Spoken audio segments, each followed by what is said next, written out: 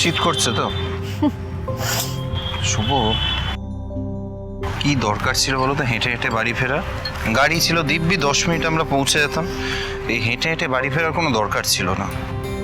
আমার কিন্তু হেঁটে হেঁটে বাড়ি ফিরতেই খুব মজা লাগছে। আসলে কি জানো তো, এই সারাক্ষণ বাড়িতে বন্দি অবস্থায় থাকি, বাইরে খুব একটা বেরোই না। এই গাড়িতে করে গেলেও সেই চারদিক আটকা, আমার কীরকম না দম বন্ধ লাগে। তার চেয়ে বরং বেশ খোলা প্রকৃতির নিচে হাঁটছি, ঠান্ডাটা এনজয় করছি, কি সুন্দর হাঁটতে হাঁটতে গল্প করতে করতে বাড়ি ফিরছি। এই 20 বছরে তো আমরা এটা বহুবার করতে পারতাম শুভ। কেন নিজেকে খোলসে আটকে রাখি? আমি সত্যিই জানি না আদি, এই 20 বছরে আমি শুধু শুধু নিজেকে হারিয়ে ফেলেছি। নিজের ভালো লাগা, নিজের খুশি আনন্দ, এগুলোর কথা আমি কখনো ভাবিইনি। শুধু চুপচাপ যন্ত্রের মতো আমি দায়িত্ব পালন করে গেছি। আমি সত্যিই জানি না আদি, আমি অনেকবার 20 বছরে ভেবেছি যে আমার এই কষ্ট থেকে বেরিয়ে নিজেকে এইভাবে কষ্টের সমুদ্রে ডুবিয়ে না দিয়ে আমি তোমার হাতটা ধরবো, কিন্তু বিশ্বাস করো আমি কেন জানি না পারিনি। এতদিনে যেটা পারোনি আজ পেরেছো শুভ। অনেস্টলি আমি যখন তোমার ডেটের কথা বললাম, আমি আশাও করিনি যে তুমি হ্যাঁ বলবে।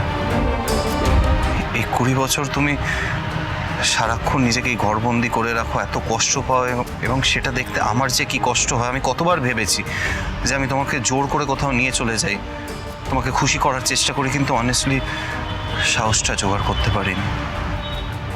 আজকে এসব এসে সেই সাহসটা আমাকে দিয়েছে। আমার শুধু বারবার একটা কথাই মনে হয়, আজকে কেশবের মতো যদি আমার স্ত্রীও আমার জীবনে থাকতো, তাহলে আজকের দিনটা, এই সময়টাই পুরো অন্যরকম হতো বলো।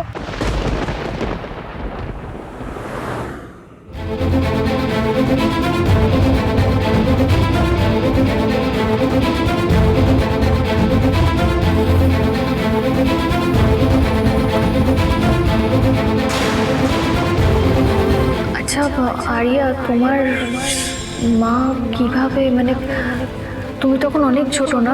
কত বয়স ছিল তোমার? এতদিন আপনি আমাকে ওয়ার্নিং দিয়েছেন, এবার আমি আপনাকে ওয়ার্নিং দিচ্ছি। আপনি বা আপনার মেয়ে যদি আমার লাইফে কাটা হয়ে দাঁড়ান, তাহলে দুজনকেই উপড়ে ফেলবো আমি। পুরো মুডটাই অফ করে দিল মিসেস ডে। আমি লাইফে এরকম মানুষ দেখিনি যার সাথে 2 মিনিট সোজা মুখে কথা বলা যায় না।